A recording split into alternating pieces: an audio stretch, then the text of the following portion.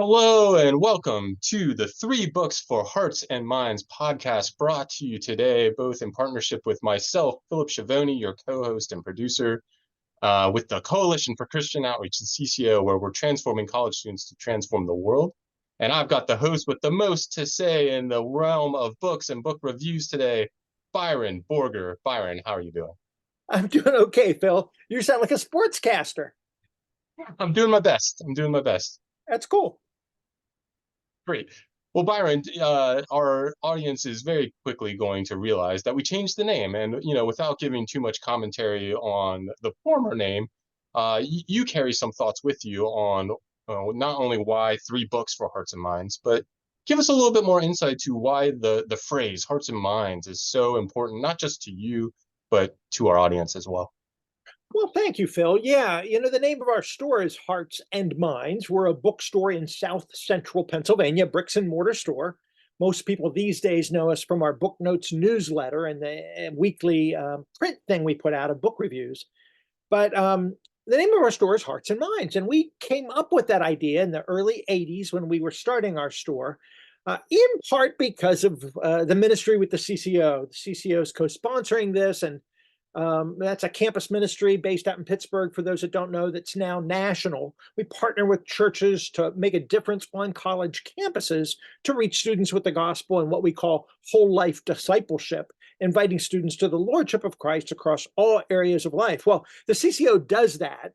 And it strikes me that the way in which one needs to engage the world, the way in which we become disciples to follow Jesus into the world that he loves so much, is by using both our hearts and our minds. In other words, you can't think your way into the kingdom of God, as Jamie Smith puts it. We're not just brains on a stick, but yet we're called to have a renewed mind. Using the gray stuff God has given us is important for Christians. So we do indeed want to develop the life of the mind. That's a good part of what bookstores do. But yet it's more than just thinking better thoughts. We need some heart. We need some passion. We need the center of our being transformed from the inside out, as we'll see in a moment in one of the books I'm going to tell you about. So this balance of both kind of the emotional center of the passionate, uh, deepest part of who we are, call it your soul, if you will, and the life of the mind. Needs to go together. And that phrase, hearts and minds, is, of course, in Philippians and other places. So it's been important to us that the peace of God can transform both our hearts and our minds. So we're offering books in this podcast that we hopefully will touch both hearts and minds, because we need that holistic perspective. Yeah, really well put, and thanks for bringing us up to speed on why Hearts and Minds is not only important to a title for a bookstore or for a podcast, but for our faith. It's important for our faith to recognize the holistic nature of our faith, and of course, that's something we teach in the CCO a lot and really center a lot of our teaching on. But I think it's even appropriate for the season. We're recording here about 2 weeks into Eastertide, and oftentimes the theology of the culture that we live in is very, very much in the mind. And then we have this one week, this one Easter weekend, or maybe these couple weeks of Lent where we really connect with the heart. And then it kind of goes back to being in the rhythm of the mind. And we're all kind of getting these theological arguments after talking about words like passion and fasting and things that kind of embody and bring the heart. So I know one of your focuses recently in your reviews has been, what do we read now that we're on this side of Easter? And I think you got a couple titles for us to dig into here today in that same vein. So go Okay, ahead. well, I'm gonna highlight just three. That's the way we do this podcast, Phil. And glad you came up with that idea. That keeps me focused. Real briefly, I'll just tell you real quickly about three that I think are fun for this time of Eastertide. Um, Not that they're necessarily even about that, but the first one is this. It's called Practicing the Way. For those that are watching on the video, it's by John Mark Comer. The subtitle says a lot of what this book is about. It's Be with Jesus, Become like him, and Do as he did. For John Mark Comer, who's been a big hit in CCO circles, by the way, he's spoken at our Jubilee conference and books like Garden City about a view of work and not being so speedy in life, the ruthless elimination of hurry. They've been important books for many of us. And I'll tell you why. Because he's fun to read. He's not difficult. He's not dense. he offers some pretty good, solid, mature, evangelical perspectives, but it's kind of open-minded and thoughtful, engaging. So he's not snarky or anything, but he is an upbeat kind of fun writer. So I like his style. I even like the layout of the pages of the books. There's some white spaces and stuff, so it's not so dense and hard to read. But what this book is doing is, for those that follow the book world or follow us at Hearts and Minds, you'll know that we appreciate the late, great Dallas Willard, and people that have interpreted Willard for us, like John Ortberg, say, well, this is the next iteration of that. This is sort of Dallas Willard for dummies, if you will. It's the dense philosopher Willard who writes about why discipleship matters, that it's not just sort of we come to know Jesus, but we've got to become shaped by Jesus, in the way of Jesus, from the inside out, as he makes us into who he wants us to be. So this notion of internal spiritual formation, but not just navel-gazing contemplative stuff, but a contemplative spirit of the disciplines that then transforms us to walk in the ways of Jesus and live as he did in the world. So that's exactly what this book, Practicing the Way, is. The chapters are just extraordinary. They're clear as a bell, but the titles in the chapters in here is to be an apprentice of Jesus. That's a line from Willard, that to be a disciple is to be an apprentice. And so Jesus was a rabbi, and he has stuff to teach us, and we have to sort of, he looks at the goals of an apprentice even. And then he says the number one goal is to be with him, to be with our master, to be close with him. The second one is to become then like him, to be transformed. We're walking so close to him that we become like him, following in his footsteps. And that means doing the kind of stuff he did. And he looks at this, what it means to offer hospitality, to make space for the gospel, to preach the gospel of the kingdom, to demonstrate the love of God. So these kind of thinking and doing and saying and living kind of flows from this notion of being transformed by Jesus. He ends the book with a pretty big section on the ways in which we do that by developing a rule of life. He's hinted at this in other books of his. Of course, Willard hinted at that, the great monastic Benedictine principle, that we need some guidance, we need some principles, we need a rule that makes sense of how we're going to live into this crazy world of ours in a principled way, in a disciplined way, in an orderly way. So if we want to reorder our lives and live well in the kingdom of God, we got to become like Jesus. That's the heart of it. So this is a book about discipleship. It's a book about spiritual formation. It's a fun read. It ends with a rule of life and invites us to actually take the steps to be transformed by Jesus. So if you want to do anything after Easter, it's to follow in the power of the resurrection, to be transformed from the inside out so we can make a difference in the world. And this book does that really, really well. So that's my first one. John Mark Comer, Practicing the Way. He has some video stuff online now, by the way, a class that he's teaching in this. I think our church is thinking about using it. You can download stuff and actually go on an online journey with him to be formed by Jesus, which requires of us to become apprentices. So we can do that using John Mark Comer as a guide. Yeah, great. Thanks. As you said, we use John Mark Comer in campus ministry. My job is to supervise staff, and I'll have staff fall in love with books, and then I'll have staff that fall in love with books and read them with students, and really immediately funnels not only through their hearts and minds, but they immediately want to get books into the hands of students. John Mark Comer, every title has been one where they want to get it right into students' hands, and this has been a really popular one with staff and students in our ministry right now. And part of what you brought up here was, getting not only into what it means to be like Jesus, but how to live that out. And I think the next two books, especially for the age and time we're living in, speak even more to that. So feel free, Byron, get us into the books 2 and 3 here. Yeah, the second one is a really, really fun book. It's just new. It's by a guy named John Inazu. I sold books to John Inazu years and years ago when he was a PhD student. He's gone on to become a law professor. He wrote a fairly academic book called Confident Pluralism that was really important on the University of Chicago Press. So it's kind of a fancy, articulate public policy book about why we need to live well as we disagree with one another in our polarized culture. The polarization wasn't even as great as it is now when he wrote that book. That book got him the attention of Tim Keller, the late pastor from Redeemer Presbyterian in New York City. And Keller had Inazu there. We got to sell books with them, the two of them. And they put together a reader of good Christian folks that are in the world, but not of it, that are artists and writers that are living in this pluralistic world and making a difference through kind of building bridges in their discipline. So that was kind of a fun project that he did. Well, now what this new book is, it's called Learning to Disagree.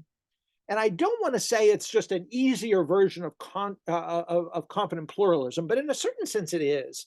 It's a way to honor the pluralistic best of the American experiment, that we live in a world where we disagree with one another, but with grace and temperance, we can develop the virtues of listening well to others and living with folks that we disagree with. We can build a civic bit of discipleship by learning to disagree well. The subtitle is The Surprising Path to Navigating Differences, and get this, with empathy and respect. This is on Zondervan Publishing House, which is an evangelical publishing house, but it is not real pushy about the Christian faith. He's a Christian. He talks about his church, talks about a couple of Bible verses occasionally, but it could be read by anyone, left, right, or center, because what this book does, get this, he's a law professor. And he walks you through a year of his life, starting in September, when he goes back to teaching, until he goes on vacation at the end of the school year and grades a bunch of papers.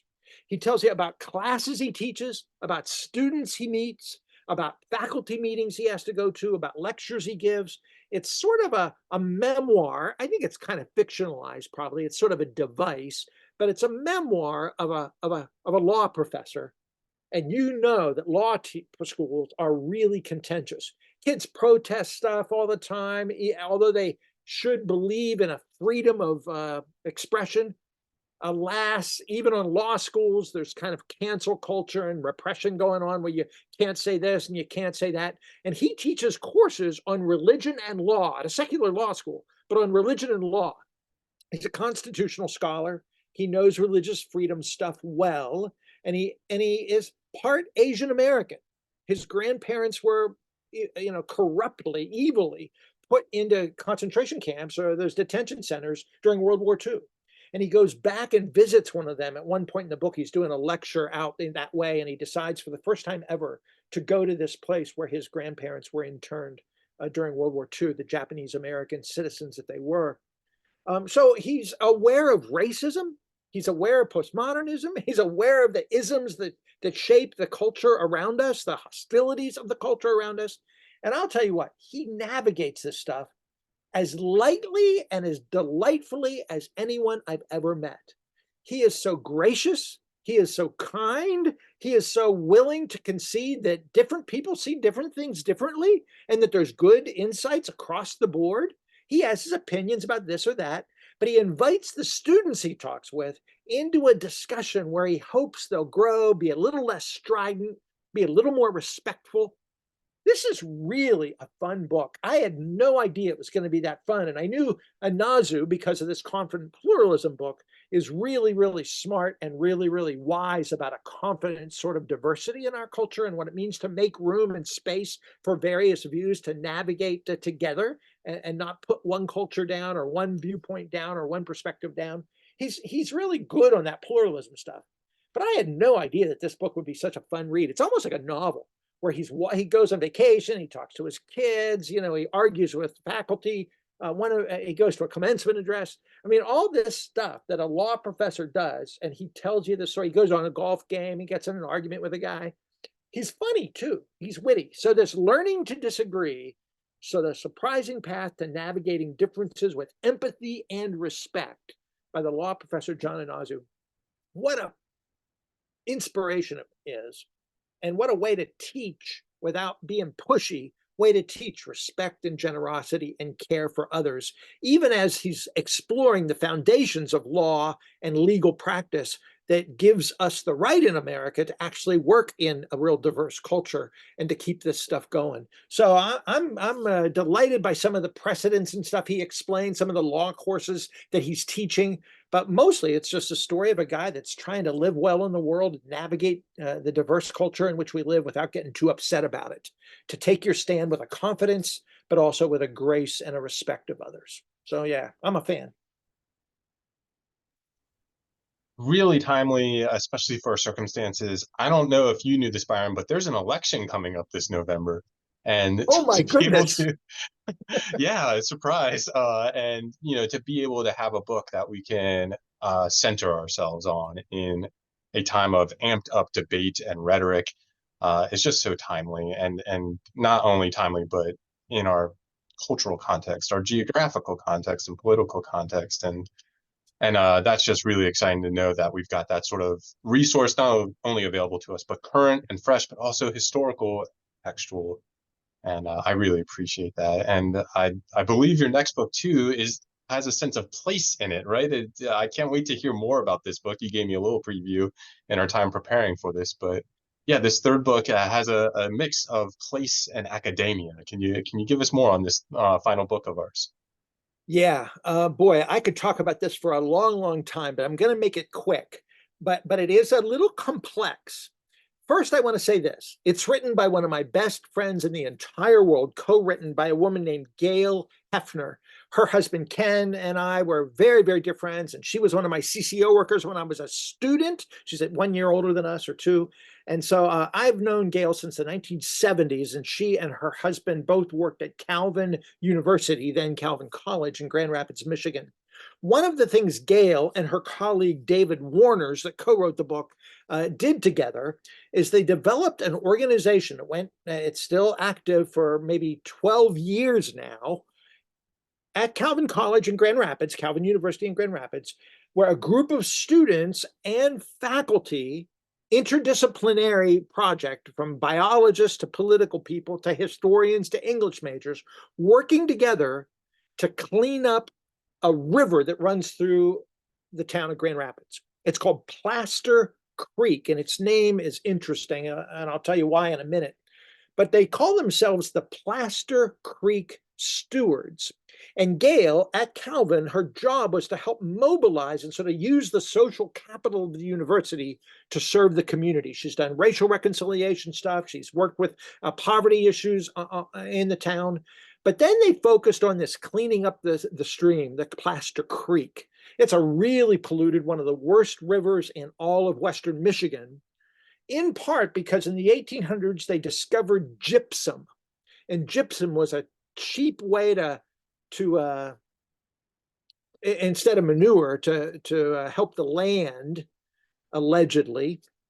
And they began to ship it all over the world, all over the country, all over North America in the 1800s. And they just ruined this Plaster Creek that Native peoples had cared for. Grand Rapids was a huge center of Native life, indigenous life, from the Glacier Age on. It was one of the great cities in America of Native peoples, although they were nomadic, but they would often come around the great Grand River that runs through Grand Rapids, and Plaster Creek was a sacred site. And white people basically ruined it. I mean, it just comes to that. And the Plaster Creek Stewards were this Calvin group of students that committed themselves over decades to clean it up. Well, to clean up a place like that, you have to begin to get at the question of why it's polluted in the first place, which leads to things going upstream, which has to do with agriculture and farming and industry, which has to do with zoning regulations. It becomes a major political matter to actually even heal a polluted river. River ecology and watershed senses are really sort of the cutting edge of environmental studies these days, that people are a part of their watershed and wondering how watersheds work in the ecosphere of what it means to care for waterways. So this is cutting edge stuff that they've kind of almost accidentally got in on as they began to clean up this creek, and they began to get death threats from farmers upstream. I was driving in a car through out of town once when my wife and I got a desperate call from Gail asking us to pray. We pulled over the car to pray because they were getting death threats before a public hearing on this thing about planting trees along the edge of the Plaster Creek. Well, anyway, they've told this story now, the long, complex history of this, in an academic publishing house, a secular academic publishing house, the Michigan State University Press, which is pretty prestigious, actually. But they wrote it in a way that anybody could read it. So it's not an academic book as such, but it's on an academic publishing house, and it is called Reconciliation in a Michigan Watershed. The subtitle is Restoring Ken-O-Sha, which is actually what the native people called the stream before it became known as Plaster Creek, before it became polluted. So they're restoring this river. Dave is an ecological environmentalist. He's a biologist by trade. He also knows a whole lot about the studies of Western Michigan, the history of Western Michigan. And he has a chapter in the book where he interestingly talks about what he learned growing up about the history of Western Michigan from a white perspective, all the standard white history books, and what he began to uncover as they've spent years studying the real history of indigenous peoples going back to the 1700s and the 1500s, and even before that, of course, the burial mounds and so forth. It's a matter of worldview. And they talk about worldviews a lot in this book. And CCO emphasizes this, our Jubilee Conference emphasizes this, that all of life is seen through a sense of lenses of our deepest assumptions and values. And so nobody just kind of comes at anything in a neutral, rational way. Everybody's got presuppositions and deepest heart perspectives that cause them into a way of life. And so they're actually asking, what is the way of life? What is the worldview? What is the deepest set of assumptions that are needed if we're going to become the virtuous people that live well in our watersheds? So they're contrasting sort of certain kind of worldviews, certain kind of theologies, because church people are deeply involved, and what sort of has to happen if we're going to reconcile ourselves with God's creation, particularly the watersheds in which we live. It sounds a little heavy, reconciliation in a Michigan watershed, but I'll tell you what, it's exciting stuff as we see how collegiates, faculty, and students can rise together to do real practical work, mucking around in the mud, cleaning up a river, but then also how that leads to political confrontation and transformation of societies and rules and policies at borough levels and at state levels. They got grants from the government, the EPA and stuff to work on this. They become heroes in the watershed movement. And this book is a book that was longing to be told, and they wanted to do it right. So it's taken them years to do it. But this emergence of the Plaster Creek Stewards movement at Calvin University, all the way to how to engage faith communities in watershed care. It is a Michigan story, to be sure. But the universality of this, of their place and caring for their place, how we all can learn to do that better, is why this book is so very, very important. It's by Gail, Gunst, Heffner, and Dave Warners from Calvin University. It's called Reconciliation in a Michigan Watershed, and it is a gem. I'm enjoying it because I love Gail so much, but I think anybody listening to us at Hearts and Minds or through the CCO is going to want to know about this book. It's about $30. We have it at 20% off. Michigan State University Press, and it's brand spanking new. You're the first to hear about it. Just came out last week. It's amazing. Yeah, thanks, Byron. And you just touched on this, and this was going to be my comment on that, is that, you know, if this sort of topic is new to you or you've never even considered a topic like this, I love books like this. I love documentaries like this, because as we read a book like this book begins to read us and read our hearts and help us start to understand, like, oh, I didn't consider how this might impact this people or the history, or, you know, and we start to understand a little bit more about the world, our place in the world, and the impact that we can have on the generations to come by trying to redeem and reconcile the differences between the darker side of the history of our towns, of our rivers, communities, and even our own hearts. We make generational impacts in the positive way by reading books like this and then starting to place it in our own context, our own campus communities, our own churches, our own local politics, and things like that. And the ripple effects we might not ever know, but at least we have placed some thought and effort into it. And I love books like this for that reason, where it's way out of my normal scope of what I read, but yet it reads me in a way that starts to transform me. Any final thoughts on that or any of the other books before I close this out? Phil, you have said it so well. You're a book lover. You're a curious person. You want to be faithful to Jesus over the long haul of our lives. That's exactly what these books can do. So thank you for saying it so well, man. Yeah, this is a blast. We appreciate people listening to the podcast. We're glad that you're helping to organize it, and we give a shout out to the CCO for them helping to put this thing together. So thanks a lot. You put it really, really well. Well, no problem. It's always a blast partnering with you as well, Byron. And if you are listening to this and you like what you hear, please do like and subscribe, whether you are listening and watching it on YouTube or listening on Spotify or Apple Podcasts. And of course, feel free to share this episode and share these channels with other people along the way. In the show notes, in the description, you will see bookmarks to each one of the three books to make it even easier to share and say, hey, you should think about this book to your friend or to your pastor or whoever, as well as an order form to directly link you to place your orders for these books. And that's another way you can help support the work that Byron does with Hearts and Minds and continue to help support what we do in the CCO by placing your orders for these books and reading them yourselves, as well as giving them away as gifts. So please do pay attention to the show notes, the description here. Please do tune in again next month as we bring the 3 Books for Hearts and Minds podcast back to you. And until then, as a wise man named Byron Borger once said to me, we don't read books to become more Christian. We read books to have more to be Christian with.